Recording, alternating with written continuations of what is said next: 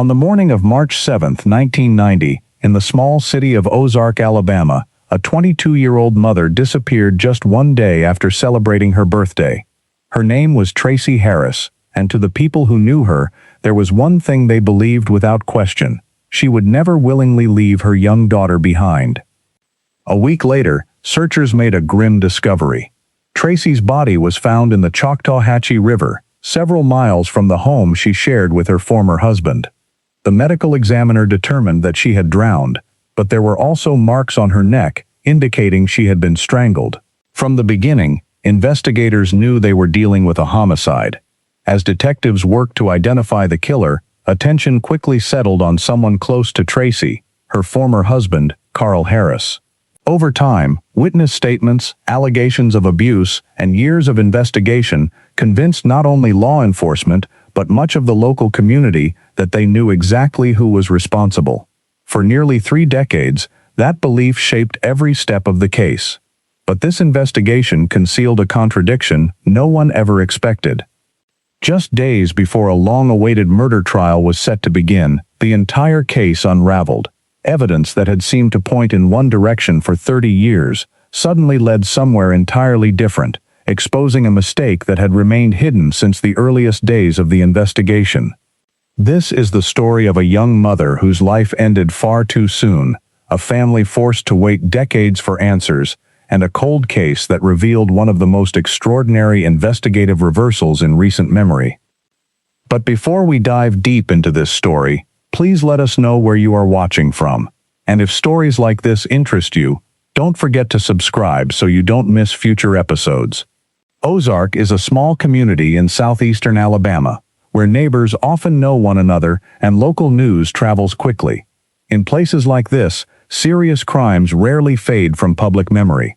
Even as the years pass, the people involved and the questions surrounding a case often remain part of the community's collective memory. When Tracy Harris disappeared in 1990, investigators faced challenges that extended beyond the physical evidence. At the time, domestic violence laws were far different from those in place today. In many situations, police had limited authority to pursue criminal action unless the victim was willing or able to make a formal complaint. As a result, allegations of abuse that might raise immediate concern today often failed to produce lasting legal records or intervention. Those legal limitations would become an important part of this investigation. They shaped how detectives interpreted the evidence, influenced the direction of the case, and, in ways that would only become clear decades later, contributed to one of the most significant investigative failures in the history of the murder. For Tracy's family, however, none of that changed the reality they faced. A young mother was gone, a 4-year-old daughter was left without her, and the search for the truth was only beginning. Before Tracy Harris became the subject of a decades-long murder investigation, she was simply a young woman trying to build a life for herself and her daughter. Tracy was born on March 6, 1968, in Ozark, Alabama. Friends and family remembered her as kind, quiet, and reserved. She wasn't someone who naturally sought attention, but those who knew her described her as loyal and dependable. She formed close friendships, and the people around her respected her gentle nature. While still in high school, Tracy met Carl Harris. She was 16 years old, and Carl was 19. Their relationship moved quickly. During her senior year, Tracy became pregnant, and the couple married in 1986, before their daughter Carolyn was born. Like many young couples suddenly faced with adult responsibilities, their relationship was complicated from the beginning. The marriage ended in divorce not long after Carolyn's birth, but that wasn't the end of their relationship. Despite being legally separated, Tracy and Carl continued living under the same roof, sharing the same home, and raising their daughter together. Friends later described the relationship as unstable, marked by repeated ups and downs rather than a clean separation. Even so, Tracy remained focused on being a mother. Those closest to her said she worked hard to provide for Carolyn, who quickly became the center of her life. Family members often remarked that Carolyn looked just like her mother, and everyone adored the little girl. That is why what happened in early March of 1990 seemed so alarming from the very beginning. March 6 was Tracy's 22nd birthday. Just one day later, on March 7th, Carl Harris reported her missing. According to his account, he had picked Tracy up after her shift as a waitress and driven her home before leaving for his own job at a local supermarket. When she could no longer be found, concern spread quickly through the community. For those who knew Tracy, her disappearance didn't make sense. Everyone shared the same belief. She would never abandon her 4-year-old daughter without explanation. As news of her disappearance spread, the search grew rapidly. Police officers, volunteers, friends, relatives, and local residents all joined the effort. The community searched roads, wooded areas, and locations Tracy was known to visit, hoping they would find her alive. Days passed without answers. Then, on March 14th, exactly 1 week after she disappeared, the search came to a devastating end. Tracy's body was discovered in the Choctawhatchee River, roughly 7 miles from the home she had shared with Carl. She was found partially unclothed, caught against a branch in the water. Investigators had already searched this stretch of river several times during the previous week. Tracy was known to spend time near the river with friends, making it one of the first places authorities examined. It appeared that changing water levels eventually exposed her body, allowing searchers to find what earlier searches had missed. The discovery answered one question, but raised many more. An autopsy determined that Tracy had drowned. However, the medical examiner also found marks around her neck consistent with strangulation. Those injuries ruled out an accidental death. Tracy's case was officially classified as a homicide. Another detail made the discovery even more disturbing. Friends from Tracy's childhood all described her as deeply afraid of water.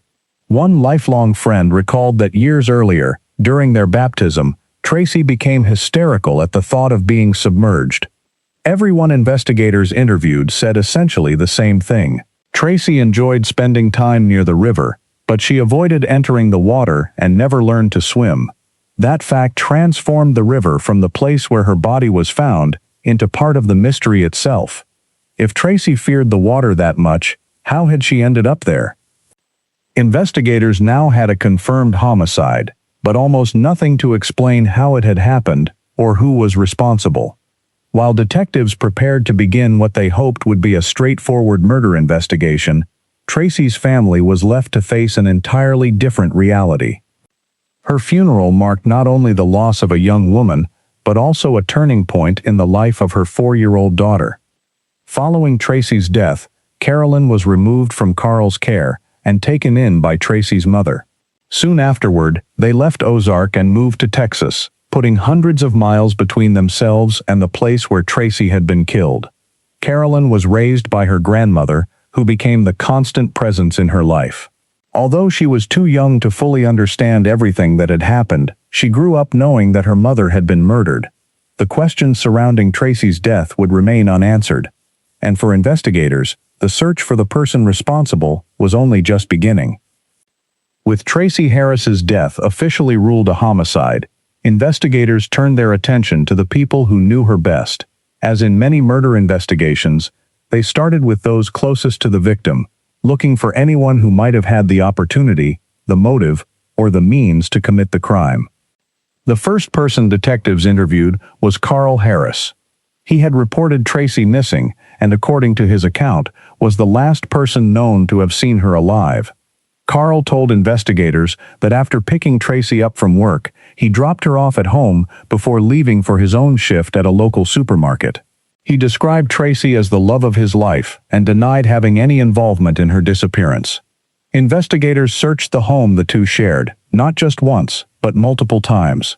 They found no signs of a struggle.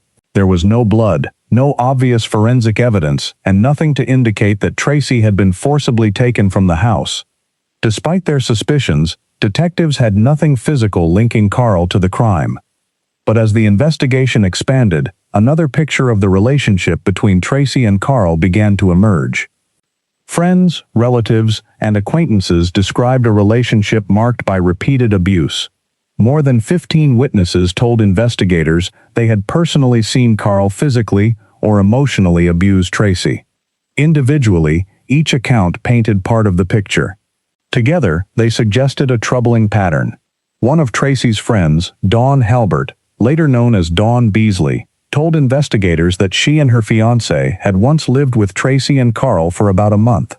During that time, she said she witnessed multiple incidents of abuse firsthand. She recalled one occasion when the group was eating together and Tracy mentioned needing money to pay the water bill.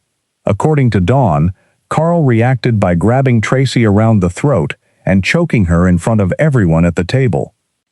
Dawn also claimed she heard Carl threaten to kill Tracy on another occasion. She told investigators that Tracy wanted desperately to keep her family together and believed their relationship might improve despite the abuse. Dawn was not alone.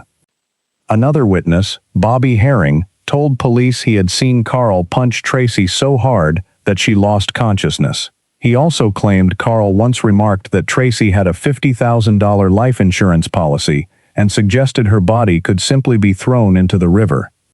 A separate witness reported hearing Carl tell Tracy, "One of these days I'm going to kill you."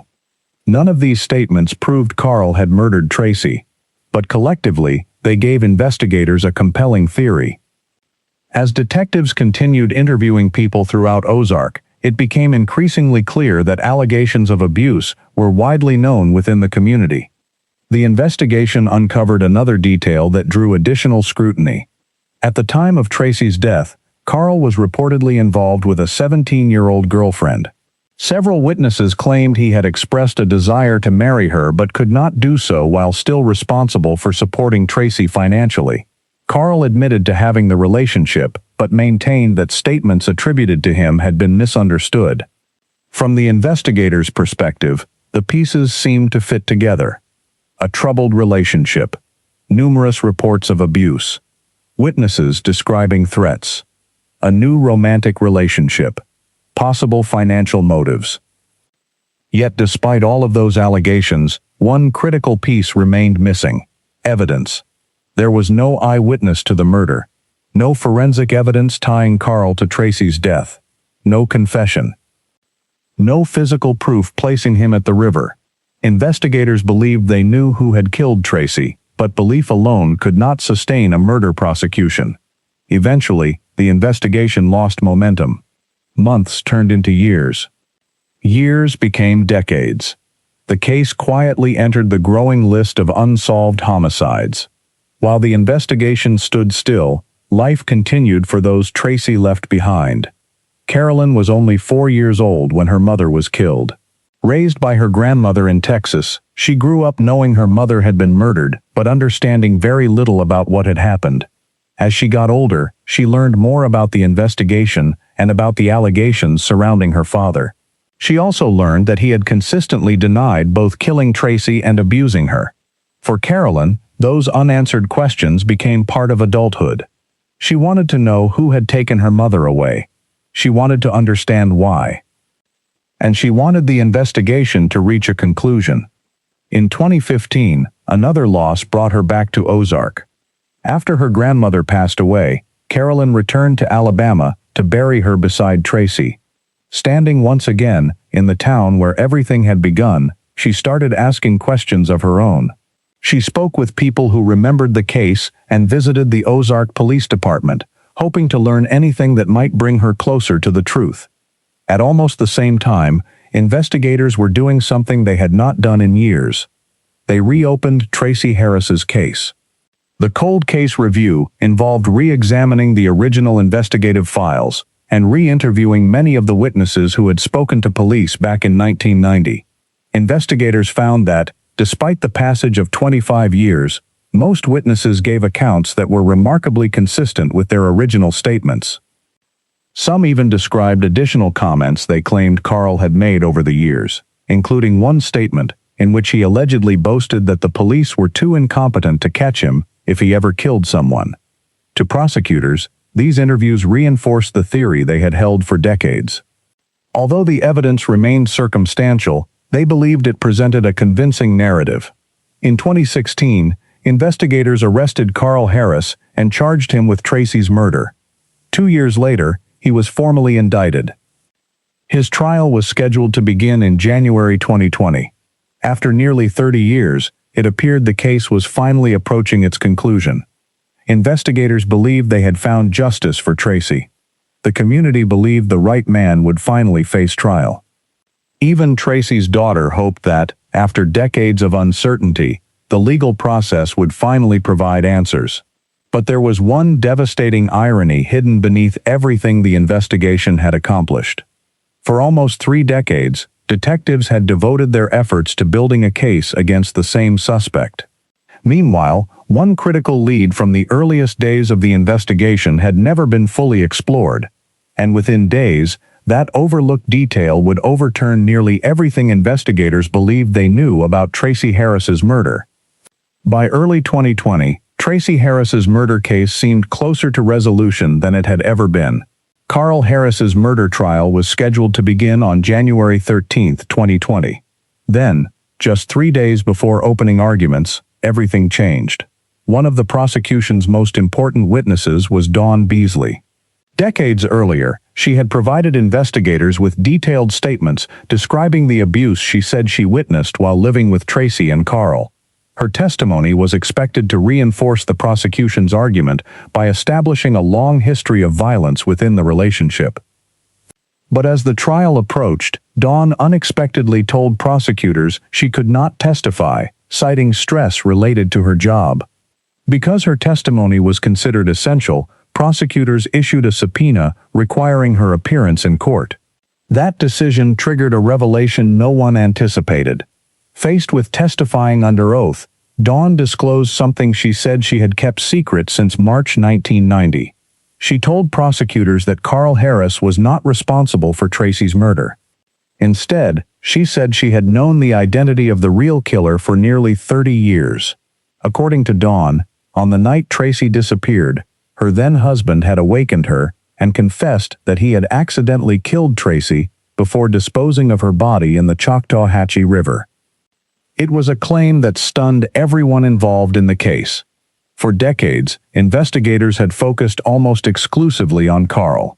Now, only days before trial, a key witness was telling them that someone else had confessed to the crime years earlier. The revelation immediately forced prosecutors to stop and reassess everything they thought they knew. As they reviewed the original case files, they made an astonishing discovery. The man Dawn had identified had never been interviewed during the original investigation. Despite having lived with Tracy and Carl for a period of time, and despite his close connection to both of them, his name was effectively absent from the investigative record. Detectives had interviewed Dawn in 1990, but had never questioned her husband to corroborate her account or determine whether he knew anything about Tracy's disappearance. It was one of the most significant investigative oversights in the entire case. For nearly 3 decades, investigators had been convinced they were pursuing the right suspect while overlooking someone who had been within reach from the very beginning. Investigators quickly arranged an interview with Jeff Beasley. At first, he denied any involvement in Tracy's death. He also agreed to take a polygraph examination, which he reportedly failed.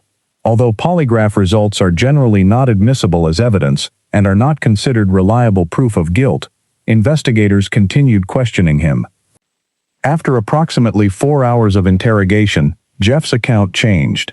He admitted responsibility for Tracy Harris's death. His confession immediately transformed one of Alabama's longest-running cold cases. According to Jeff, he and Tracy had been involved in a secret affair. He claimed they met near the Choctawhatchee River on the night of March 7, 1990, where an argument broke out after Tracy allegedly said she wanted to leave Carl and be with him permanently. Jeff said he did not want to leave his own wife, and the confrontation escalated. He admitted pushing Tracy underwater. When investigators questioned him about the strangulation injuries documented in the autopsy, however, his account became far less certain. He denied strangling her, but acknowledged that the medical findings showed otherwise, saying that if the autopsy indicated strangulation, then that must have been what happened. His confession answered the central question of who had killed Tracy, but it did not answer every question surrounding her death. Investigators were unable to corroborate Jeff's claim that he and Tracy had been having an affair. Friends and family members interviewed over the years had never reported such a relationship, and even Dawn expressed doubts about that part of his story. Because there was no independent evidence confirming the alleged affair, investigators could not establish it as fact. Whether Jeff's confession fully reflected what happened that night remains unknown. What investigators did know was that they now had a confession from a man they had never questioned during the original investigation. The breakthrough had arrived almost 30 years after Tracy's murder. Not because of DNA, not because of advances in forensic science, and not because new physical evidence had been discovered. Instead, the case changed because a secret that had remained hidden for decades was finally brought into the open. For Tracy's family, it was the first real opportunity to learn who had taken her life. For prosecutors, it meant abandoning a case they had spent years preparing. And for Carl Harris, whose murder trial was only days away, it marked the beginning of a dramatic reversal that almost no one had believed possible. Jeff Beasley's confession forced investigators to confront a reality they had never expected. For nearly 3 decades, they had pursued one suspect, gathered witness statements against him, reopened the case, secured an indictment, and prepared for trial. Now, with only days remaining before that trial was scheduled to begin, the foundation of the prosecution's case had collapsed. Prosecutors moved quickly. On January 13, 2020, the very day Carl Harris's murder trial was supposed to begin, the charges against him were dismissed. It was a dramatic ending to a case that many believed had already been solved. For Carl, the dismissal brought an end to years of being publicly identified as Tracy's killer. Although he had consistently denied murdering Tracy, the allegations had followed him for decades. After leaving Ozark years earlier, he had attempted to build a new life in South Carolina, where he worked various jobs, started another family, and largely left his past behind. But the reopening of the investigation had pulled him back into the center of a murder case that was now almost 30 years old. With the charges dismissed, attention shifted entirely to Jeff Beasley. He was charged with Tracy Harris's murder and later appeared in court in July 2020. Rather than taking the case to trial, Jeff pleaded guilty. The guilty plea spared Tracy's family another lengthy legal proceeding and eliminated the uncertainty of a jury trial. The court sentenced him to 30 years in prison for Tracy's murder. After decades without answers, the case had finally reached a legal conclusion. For Carolyn, Tracy's daughter, the news brought a complicated mixture of emotions. She had spent most of her life believing that her father was responsible for her mother's death. That belief had shaped her understanding of both of her parents and influenced the decisions she made as an adult.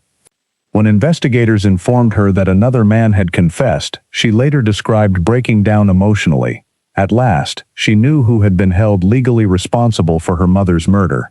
But the resolution did not erase everything that had happened during the previous 30 years. Although Carl had been cleared of Tracy's murder, Carolyn did not immediately rebuild a relationship with him. She acknowledged that learning he had not killed her mother brought relief. However, she also said that he continued to deny the abuse described by numerous witnesses over the years. Until he was willing to acknowledge those allegations and apologize, she said she could not move forward with him. In other words, the murder accusation had been removed. The damage surrounding the family's history had not. The case also raised difficult questions about the investigation itself. How had detectives failed to interview someone so closely connected to both Tracy and Carl? How had that omission remained undiscovered through multiple reviews of the case? And how different might the investigation have been if that interview had taken place in 1990 instead of 30 years later? Those questions became even more prominent after Carl filed a civil lawsuit against the city of Ozark in 2021. He alleged false imprisonment, malicious prosecution, emotional distress, and violations of his constitutional rights, arguing that investigators had built their case against him using unreliable and uncorroborated evidence. The lawsuit was ultimately dismissed.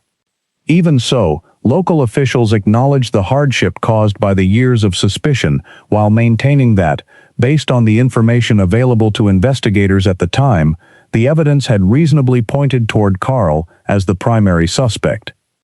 It remains one of the central ironies of the case. The witnesses who described years of abuse were not dismissed. Their statements formed a substantial part of the investigation and explained why detectives focused so heavily on Carl. Yet those same investigators never interviewed another man who had been closely connected to the victim and who would eventually confess to the crime. The investigation ultimately reached the correct destination, but it took a path that delayed justice for almost 3 decades.